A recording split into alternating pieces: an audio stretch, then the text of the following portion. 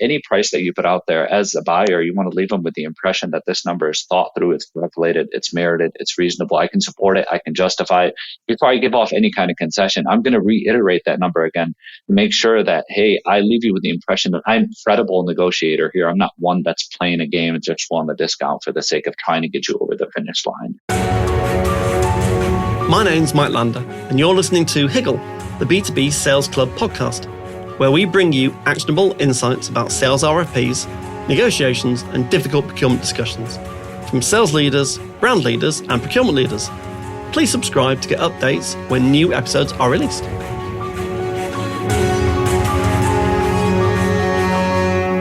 Saad, thanks ever so much for joining me on Higgle, the B2B Sales Club podcast. Great to have you. It's Mike. Great to see you. Thanks for having me on. Appreciate it. Yeah, pleasure. And I've even forgotten how we met, but probably through LinkedIn in some way, shape, or form, I suspect. The world we live in, Mike, you just got to search negotiations, see who's out there, and then connect with them. Yeah. Exactly. So, for the benefit of the listeners, just tell us kind of who are you, what do you do, and something unusual about yourself. Let's see if I can hit all three in that order. So my name is Saad. My world is negotiation. I've been teaching negotiation for the last decade or so. I recently published a book on negotiation called In the Lead, Mastering Your Sales Negotiation. I live over here in the States, in Michigan. Spent quite a bit of time in Michigan. I've also spent some time in New York. Let's see, something, what was it? Unusual. Yeah. My first and last name are the same, Mike. So Saad, they Saad. Are. Exactly. So every time somebody sees my name, they're like, is that a mistake? What's going on in that scenario? Or sometimes I fill out forms online and they're like, your first name can't be the same as your last name. And I'm like, yeah, they can. What are you talking about? There's no rule that says it can't. Exactly. I have 7 older siblings, Mike, and I'm the youngest. Wow. I always tell people that 7. By the time my parents got to me, they've just lost creativity and they're just like, just give them the last name. It's all good. It'll work itself out. It'll work itself out. It'll all be fine. Brilliant. So let me just get into the questions. So what inspired you to write the book In the Lead, Mastering Your Sales Negotiation? Have I got the book title right, first of all? You got it. That's it. Okay. In the Lead, Mastering Your Sales Negotiation. What inspired you? So a couple of different things. I have been working in academia for some time as an adjunct faculty teaching negotiation. And obviously in that world, there's a world of science that tries to give us advice on what you should do in negotiation. And then I transitioned from academia and started working in the corporate world doing sales negotiation training. And what I saw was a gap, a ton of research and science. There's this unique context that we need to account for. And the sales context is not like any other context. In the last couple of years, Mike, lots happened in the negotiation world where people assume that all negotiation advice is good advice and can be applied to regardless of what context. And we know it can't. We know we can't. No, absolutely. And that's the argument that I make. Is that, in the last couple of years, hostage negotiation has done a ton for the field. But in my mind, like a sales negotiation and hostage negotiation are entirely different. And what I try to do with the book is sort of bridge the gap where, I can choose the signs that makes most sense for this particular context and then talk about it in a way that relates and in a way that is applicable for the sales context, the sales challenge, the client-seller relationship, that kind of thing. I hope that answers the question. Yeah. Interestingly, the hostage negotiation, I think the body of work that's now been made public, it's fascinating and it all helps. It helps people understand about how you negotiate with fellow human beings. And that's a very good thing. But to take it wholesale and apply it to sales like you, I don't believe works. But you can take bits of it. But Absolutely. Sales negotiation, in all my experience, is like yours. It's very different. I think also, simple thing. You start negotiating with the client from the moment you start engaging with them. Yes, there's a negotiation meeting often with procurement or with whoever. But by that point, a lot's been said, not much has been written down, but expectations have been set. Absolutely. Our relationships have been established. Expectations to some degree have been established. So in the sales negotiation world, the way I think about negotiation, Mike, is outcome-based conversation. And in reality, like you mentioned, you're having those outcome-based conversations really earlier on. And perhaps the outcome that you're pursuing is not price related in that first interaction or the second interaction, but you're still trying to get them to take some kind of action, make some kind of commitment, like give you information, introduce you to stakeholders, so on and so forth. All of those are negotiations. All of those should be thought through and structured as negotiations in essence. And often, I mean, even the simplest thing is a trade, asking to be introduced to the economic buyer. Well, that's great, but what are you going to give the person that's going to make the effort to do that for you? There has to be some kind of trade to enable someone to go, yes, that's reciprocal. Yeah. And ideally, if you're an experienced seller who's a good negotiator, what you're doing is you're kind of mapping out all those negotiations that need to happen. You're kind of thinking through, all right, in order for me to get to signature, which is that final thing, then I need to be introduced to this person and this person, and this person needs to take this particular action, and these people need to sit through a particular demo. And when you make educated guesses about all those things that need to happen, then you have a plan of some of the things that you need to actively negotiate and go for in order to ultimately get to that finish line you're trying to get to. Exactly. I think that's a good segue into, so kind of basically, what did you find? So talk me through the 6 principles in the book, and particularly the bicycle wheel analogy. So one of the core kind of themes in the book is this bicycle analogy, which is grounded in the framework, Mike, that in sales negotiation, you have to have a healthy amount of friction. Friction is actually critical for sales negotiation. That if you have too much, it's troublesome, obviously, because it's going to damage the relationship. But you need to have just enough so that the other side understands that this is a two-way street. The other side understands that there's things that they have to do in order for this to be reasonable for both people. It's a two-way street. So how do you kind of ensure that kind of dynamic throughout the entirety of the conversation? Also taking account for the fact that this negotiation is set in the context of a sales conversation. And that's where I come up with this bicycle model, which is basically a framework saying, look, on a bike, there's 2 different wheels, and there's a couple of different things you have to do in order for both wheels to spin. One wheel is fundamentally about you. The other wheel is fundamentally about the other person. Obviously, it can't be all about you, but it also can't be about the other person. You have to balance both of these 2 things. And then from there, I put 3 principles on the front wheel, 3 principles on the back wheel, and ultimately suggesting that you have to enact on all of these 6 principles to get the most optimal outcome in negotiations. On the front wheel, the 3 principles are you have to be compelling, right? They have to be left with the impression that what I'm getting from the seller is fantastic. It's worth the value. You have to be tactful with the deal terms conversation. You got to know how to introduce your price. You got to know how to handle those requests for concessions. And then ultimately, be tactful with deal terms conversations. Then the third one is be careful how you concede, which is fundamentally about how you structure these concessions in such a way that leaves the other side with the impression that, like, I've done what I can for you, but this is it. This has to make sense for me. Those are the 3 principles on the front wheel. So just repeat the first 3 again. So just summarize the first 3. Be compelling. Yep. Be tactful with deal terms. Be careful how you concede. Perfect. Brilliant. I botched it up somewhere in there. Don't worry, Saad. It's a conversation. That's the point. There we go. Now when you go to the back wheel, it's about the other person. And the other person, you have to be curious, which is fundamentally about how you get them involved meaningfully in the conversation to incentivize them to open up. You have to be trustworthy. They have to trust you to some degree. If they don't trust you, they're skipped all your intentions. It's not going anywhere. And then you have to be creative, which is fundamentally about utilizing friction in the right way to create a demanding and challenging environment. It's not threatening. You balance all of those 6 things, and I ultimately give advice in terms of how to do that. You're going to be in a pretty good place by the end of the day. Perfect. And in fact, so I was talking to Brent Adamson and Carl Schmidt. So people that are listening, Brent co-authored a brilliant book years ago called The Challenger Sale. A lot of the principles of that still apply in terms of how you constructively challenge clients. Brent and Carl have written a new book around decision confidence, as you may well know. And that's, again, really interesting about why people think we're being ghosted as salespeople, and when often actually it's not about we're being ghosted. The client lacks confidence. Lack of alignment is often a big problem. But I think what you're talking about here is actually not dissimilar, is you've got to make sure everyone's interests are lined up and that you've uncovered all of the potential barriers.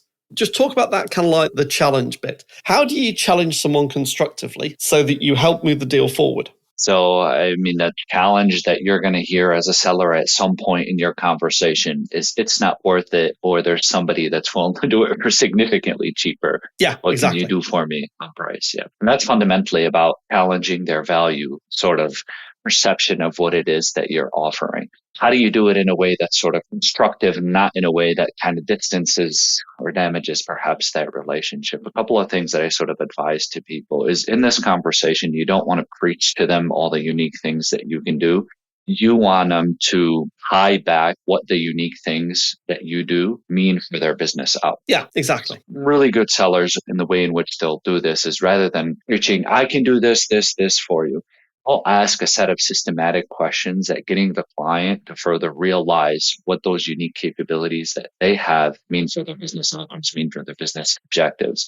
And if you can kind of get them to realize and admit to some degree that, hey, look, these things that you're asking about, yeah, they're absolutely critical and I need them, then you tend to expand their perception of value to some degree. If you do so, then you tend to get a little bit more leverage in the negotiation, earn a little bit more premium on your margin. Definitely. And this is all about, again, anyone listening, if you look up something called the Kraljic matrix, which is about scarcity of supply versus the impact that you have as a supplier on the buyer's business, you want to be in the top right-hand corner. You want to be in a market of one, ideally, with very high value that you're adding to the client. And then they're going to collaborate with you. Whereas if you're in a market of hundreds and you haven't managed to articulate what value you add to them, you're going to be a commodity. And rightly, you'll get treated like a commodity. Is that kind of broadly what we're kind of talking about? 100% right. And this is why the sales negotiation is different from any other kind of negotiation, is that if you don't do a good job of doing this exact stuff that you just articulated, nothing else really matters at the end of the day. Yeah, I'm going to beat agree. you up on deal terms. I'm going to beat you up on concessions. If I'm left with the impression that I can get the same thing elsewhere or cheaper, then why wouldn't I in that conversation? And I think this concept of persuasion, people in the negotiation field sort of take a bad look at because it's persuasion, ugly, sleazy, salesy, yada, yada, yada. And, I can see why there's that perception, right? Yeah. But I think fundamentally you have to prep yourself to be compelling. And the reality in the complex B2B world that people live in is they're dealing with multiple people who have different interests, who may not be politically aligned. There's all these additional layers that contribute to it. And you have to take a good stab or else you're not moving this process forward. Absolutely. And in fact, talk about the book by Cialdini on persuasion. It was brilliant. I mean, I read it, I don't know how many years ago, 20 odd years ago. That'd be about right. Must be. Really, really brilliant piece of work. But ultimately, I can't persuade anyone to buy anything. But what I must be able to do is articulate the value that's going to be created from working together and about the premium position that we hold and why we hold that premium position. Yeah. And,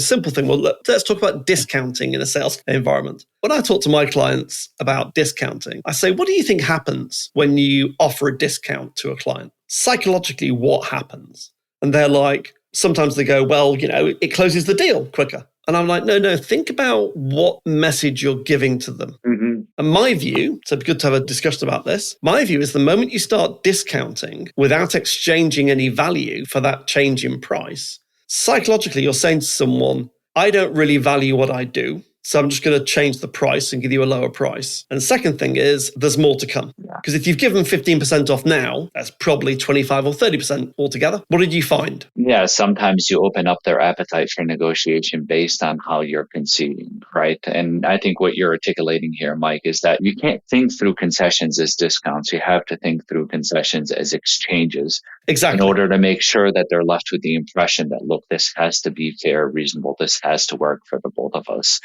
Couple of things that I highlight in the book, that some of the things that you need to do with concessions. One, the first thing that you just meant, they have to be give exchanges. I can give you a price discount, but in return, I need this. In return, it needs to be more volume. In return, it needs to be more cash up front or whatever else that would make sense to you. Two, if you get to that place where you're starting to concede, one of the things that you want to do before you start conceding is make sure throughout the entirety of the conversation, you have a reputation that is somebody who is serious, thought through about the proposals that they put out there. Exactly. But not I don't know if you've run into this, Mike, but there's a thing called list price in the software space that customers don't even buy into, and sellers are like, bogus, I can never start at this. Exactly. And the recommendation that I have is like any price that you put out there as a buyer, you want to leave them with the impression that this number is thought through, it's calculated, it's merited, it's reasonable. I can support it. I can justify it.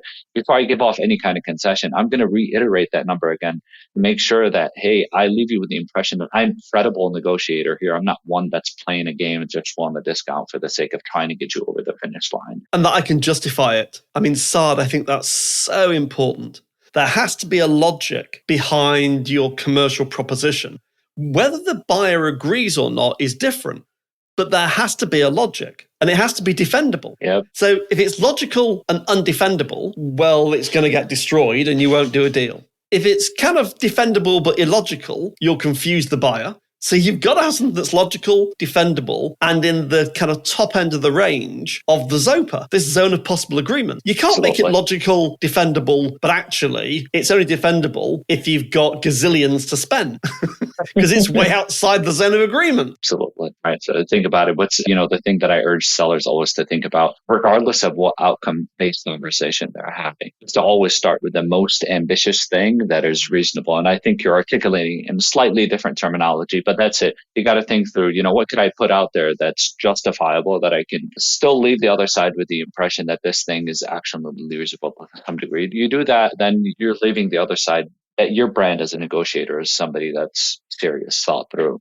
But that's typically a good brand to have as opposed to the brand of flexible negotiator, which in my mind is not a good brand to have at the negotiation table. Absolutely right. What did you find out about trust and the importance of trust in negotiations? Yeah, I think you and I briefly had this conversation We have. at some point. Yeah, I think a lot about this conversation because there's a whole bunch of people, obviously, that have strong voices in the negotiation space and I have thought leadership on this as well. I think a trust is a critical element, right? And I think I articulate something along the lines in the book of like, without trust, you're going to run into issues. If the other person is skeptical of your intentions, then you're not going to be able to influence them to any kind of degree there. So in my mind, this trust is critical, but you can't rely on trust strictly. What I mean by that is like, I could trust you with my life at the end of the day, Mike.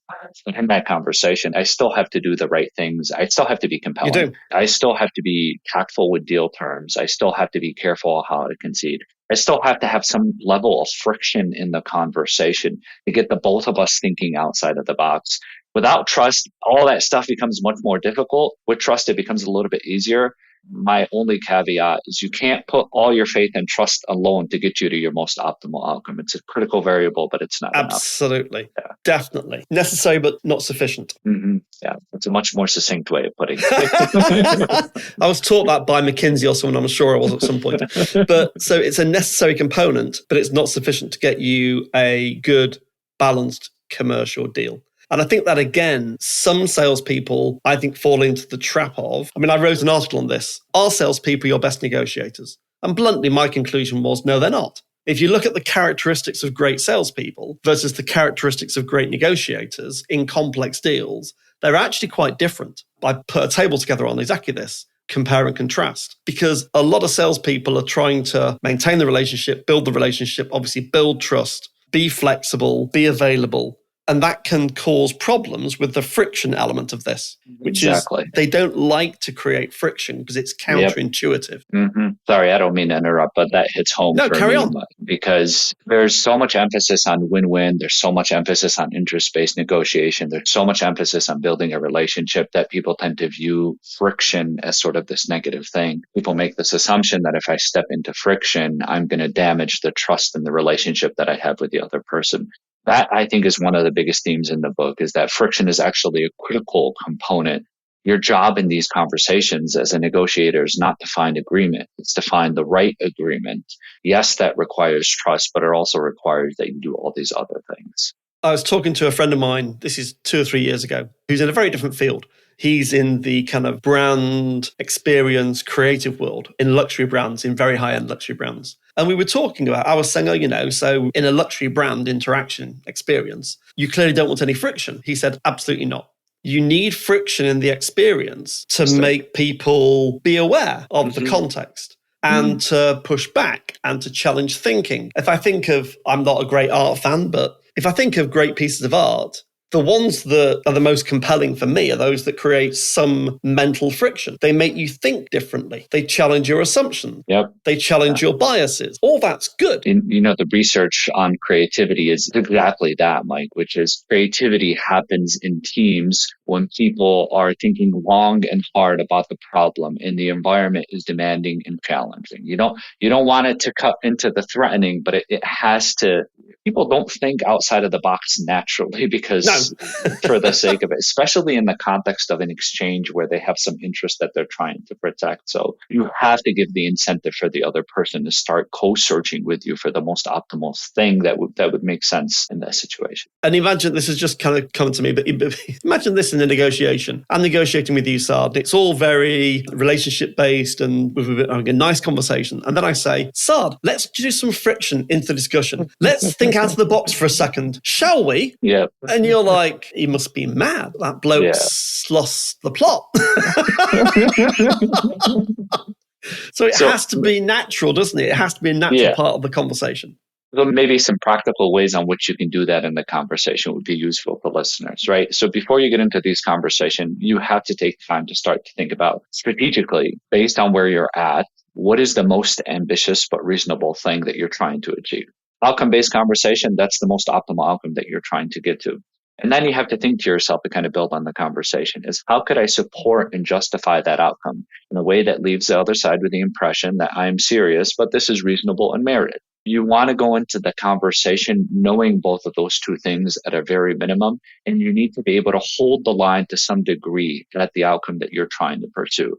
You still want to hear out the other side. You want to give them an incentive to be open and transparent. But until you've uncovered everything that they're interested in, and until you've left them with the impression that ultimately you're serious about what it is that you're trying to achieve, you're not going to get to creativity in that situation. Absolutely. Definitely. And I've worked on, like you have, quite a lot of complex B2B sales in the past in the negotiations. And one of the things I empirically picked up was you might have, in a big complex deal, you might have a dozen variables that all need negotiating that are big.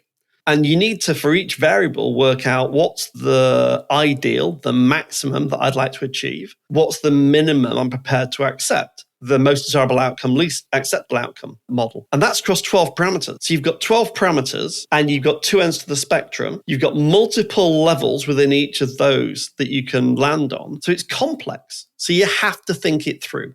You have to have a well thought through, considered negotiation strategy that as one variable starts to move, well, something else has got to move in the opposite direction. And you're constantly trying to balance all these variables. Yeah, the way I think about it is, the worst place to be in negotiation, Mike, is to be sort of reactive and kind of scrambling and anxious and stressed. That's a disaster.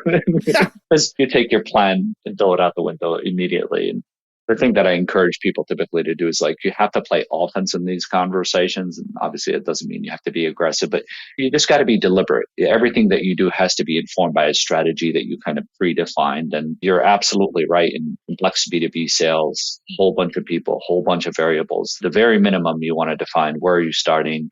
What's your target? Where your walkaway is, and how these things are influencing each other as you start conceding across different terms. So what are your kind of three takeaways, Saad? From what we've discussed, what are the things, if you were a salesperson listening, what would you be interested in? Yeah, I would just encourage salespeople. I think there's a whole bunch of little things that you can take on being compelling, on being careful with deal terms, being careful with your first offer and your concessions. There's a lot to break apart there on trust as well. Perhaps just a large overarching framework that I encourage people to think about and consider in their conversations, which is that friction isn't necessarily a bad thing. You have to have friction in these conversations to drive it forward. Don't assume that if you step into friction that it's going to damage the relationship. What I tend to find, personal, professional experience, is that when you actually step into the friction, that is oftentimes an opportunity to enhance the relationship. In reality, if there isn't any friction, and as soon as you induce some friction and the other side not happy about it, then in reality, if that's the case, you're not in a relationship. You're in a one-way street where the other person assumes that they can kind of dictate whatever it is that they want, and you're just going to kind of go along in that situation. So perhaps a mindset shift around friction, inducing friction, having healthy friction is perhaps the biggest thing that I encourage people to account for. Saad, it's been brilliant. Thanks ever so much for joining me. Where can people find out more about you? On LinkedIn.com/Saad A Saad. So my first last name, my middle initial is A. And the book is also on Amazon if you're interested. It's called In the Lead. If you search on Amazon, In the Lead, Saad, the book will come up. Brilliant. Saad, it's been a real pleasure. I look forward to talking to you again very soon. Thanks, Mike. Appreciate it. Thank you for having me on. Thanks for listening to Higgle, the B2B Sales Club podcast series with your host, Mike Lander. Please subscribe so that you'll catch all the next episodes.